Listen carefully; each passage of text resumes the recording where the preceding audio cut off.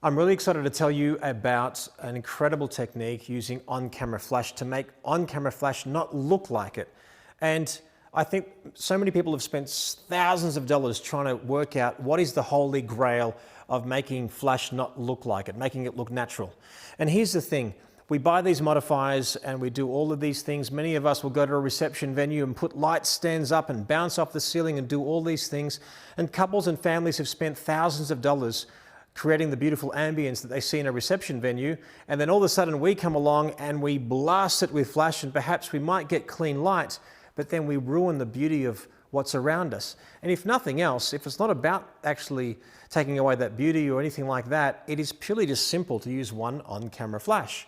So what I'm going to do right now, I'm actually shooting with the Nikon Z7. In fact, I have an older flash. I have the Nikon SB910. And now we're going to see the difference about how we can use flash in different ways.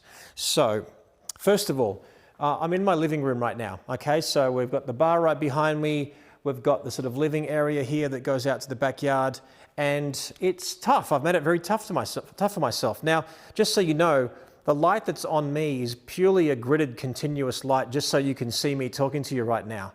It's not even touching Lisa at all, because we have an egg crate there. We have a grid, so it's not touching her at all. We have a little hint of ambience, which I'll show you in a moment.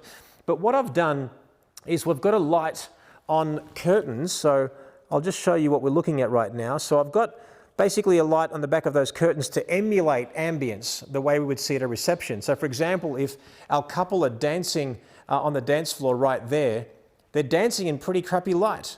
But then there's a little bit of ambience. Now, I can choose to stand anywhere at a reception venue or an event or anything like that.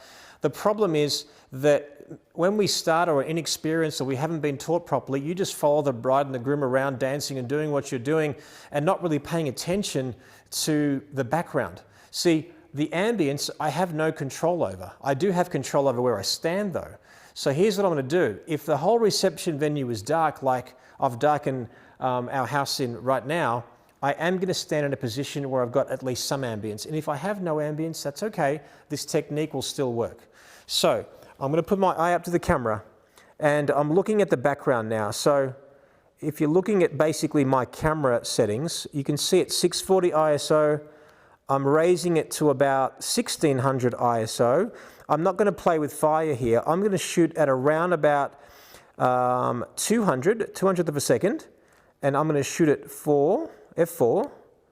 Actually, I'll do this. Let's pick a common exposure that we might use at a reception. All right, let's go 200 speed, F4, 3200 ISO, as you can basically see. Now, I'm going to take a photograph, and you'll be able to see it right now that basically the ambience is there. You can see that she's practically pitch black. It's quite noisy. Of course it is, at least in the foreground, because the exposure is not that great. So I determine my exposure with the ambience that's in front of me. Now what I do is this. Let's show you some common ways that people use flash, perhaps if you're inexperienced or haven't been taught correctly. Let's do this. I'm going to put my flash on TTL. I'm not going to change any kind of setting. It's on TTL. There's no modifier. There's nothing on the flash. I'm going to take a shot of Lisa. In fact, let me just go nice and close there. She's going to hate me because this is going to be a beautiful girl in bad light. Now, as you can see, the light on her, she gets away with it because she's gorgeous, but it's, for us mere mortals, doesn't look that great. It's like a deer in the headlights. It's an issue. We need to work something out. We need to help her out. Now, some of us might do this. We might bounce up like that. Let's see what that does. Okay, so now we've filled in a bit of light. We've actually killed a little bit of the ambience, but we're actually, in one way we're better, in one way we're worse. Before it was flat, but at least the light died by the time it actually went to the curtains. On TTL, when I bounced upwards, it filled in a bit of the light, but it was a bit of an issue. So let's see what happens if we don't put any kind of card out or diffuser or anything like that. We simply just bring it up. Let's have a look what happens now.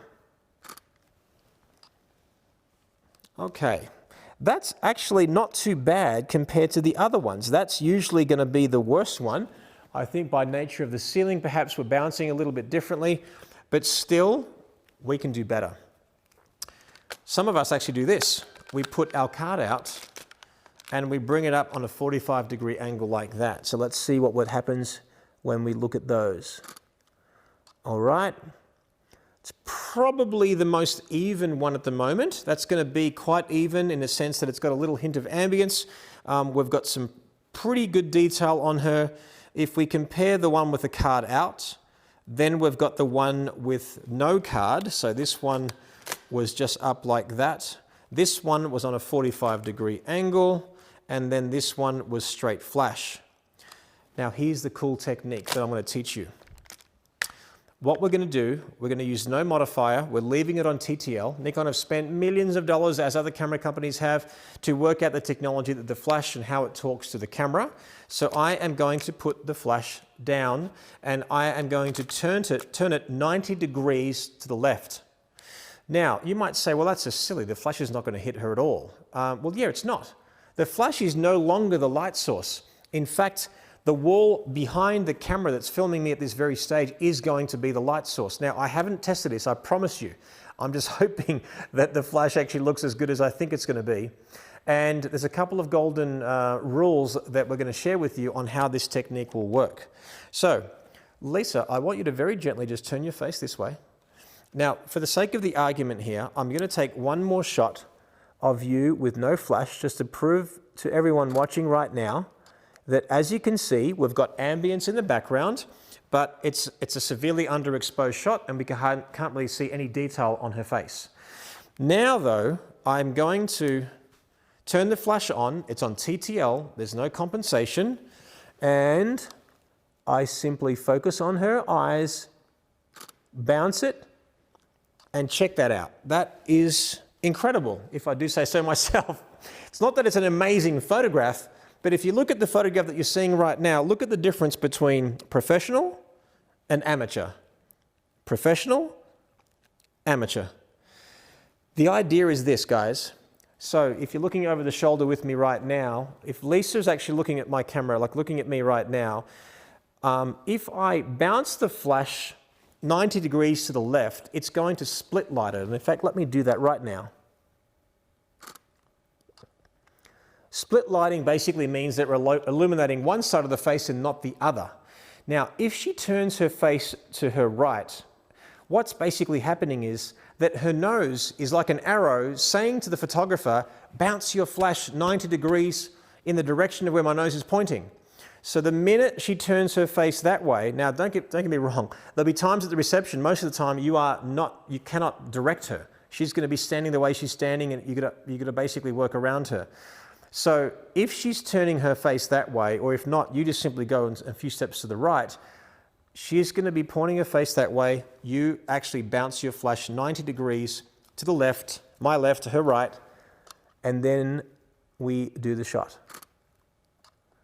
And again, look how consistent that is. That's simply TTL flash. Just to remind you of the exposure that we're on, we're at 200 f4, 3200 ISO, but it's incredible how we can go from that beautiful look and feel, then we've got straight on, which I prefer the other one, and then of course, we've got nothing. Now, if we feel that the light has bounced too much on the background and killed a little bit of that ambience, then let me bring my ISO down a little bit. So now I'm maybe at around about 2000 ISO, 200 speed at f4, and let me do the same technique. Let's see what's happened now. So now we get a little bit of that ambience in the background. We've darkened that background a little bit, and of course we've got that beautiful exposure on her as well. For the sake of the argument though, I am going to bring up the ISO at 2500 ISO. Now you've got a few questions that you're asking right now, unless you're freaking out and thinking, oh my God, why haven't I seen or heard of this technique before? There's a few questions you're going to ask and I'm going to answer them for you. What happens if you want to shoot vertically? Well, you bring up the camera like this, and then if her nose is pointed that way, I am going to focus on her eyes, the eye that's closest to the camera, which is basically her left. And then I get a beautiful, clean photograph that you would swear was done with a softbox. And that's the cool thing, is that I've got one on-camera flash, and this sort of area that we're photographing in right now could be likened to a reception venue. Now, I know what you're thinking, I know what you're going to ask, and we'll get to that right very, very soon. What happens, in fact, if two people are interacting? How are you going to do that? Where are you going to bounce the flash? What's going to happen? Well, let's do that right now. So Dylan, I'm going to get you nice and close over here. I just told you that we want to bounce the flash 90 degrees in the direction of where the nose is pointing. But what happens if they're interacting? Well, if they're interacting as they're doing now, great. They're interacting. Let's say you're sort of a little bit away, you're doing a speech of some description, and now I want to compliment one of them. Well, I'm going to sacrifice the king for the queen. So let's say, for example, you're looking at your beautiful wife or wife-to-be, and Lisa, you're looking out there at your dad. Okay, perfect. So now I'm going to bounce the flash in the direction of Lisa, who I want to feature. So let's do that. So what you'll find is that he will not get as good a light, but she will. Okay, hold it there. So again, that looks like a beautiful softbox. It looks nice and clean. We have a little bit of ambience there. Life is good. Now, if they're both looking off in that direction, they both get the good light. So squeeze in close together. Turn your faces and bodies a bit that way. Stop there. Perfect. Let's do that now. Gorgeous. Hold it. And have a look at how beautiful and clean that light is. Now, if you look at this photograph right now, do you see how the wall to the left is looking a little bit bright? Because I've included it in the frame. One, I can crop it out, or I can simply just bring my flash a little bit further backwards. So whenever you use this technique and one side of the photograph is a bit brighter than the other, you grab the flash and you just slightly turn it this way. And let's do that as well as crop it out, the wall. And actually, that is beautiful. So what we're doing, guys, is we're creating the short side. If we just full flash, bang, right on the couple, there's going to be no shadows. There's no beautiful luxury to the face. There's no shadow at all. I want to create that beautiful depth and dimension and create the short side, therefore bouncing the flash off a wall, going back on their face, and then, of course, the light does not hit on this side of the face, or at least completely, and that's how it works. So now, if Lisa is standing perfectly front onto me, and let's say she was a nervous bride and standing right in front, I can't move anywhere. Well, as in, I don't really have much space to move, but she's very nervous, looking right at me or looking above my shoulder, and I want to create the short side of the face, then I need to take one step to the right. So if I take one step to the right like this, then now, although very, very subtly, her nose is slightly that way. So I come here,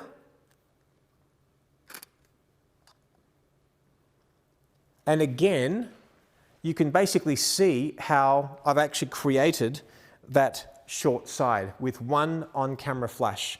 Do not think about the flash as your light source. You have to think about where it's bouncing off. Now, I know what you're also thinking right now. You're thinking, what happens if I have nothing to bounce off? What happens if I've got red or blue or green walls? What happens if I'm actually outdoors and, again, there is nothing to bounce off? Well, there's always an answer. Certainly, you can use the modifiers that are out there at the moment. A lot of them work really well. But really, to be honest, you want to work fast. You want to work easy, and sometimes when you have the big weight of a modifier on your flash, it can be tough. You might be on your own, you might not have any assistance, and it's quite tough.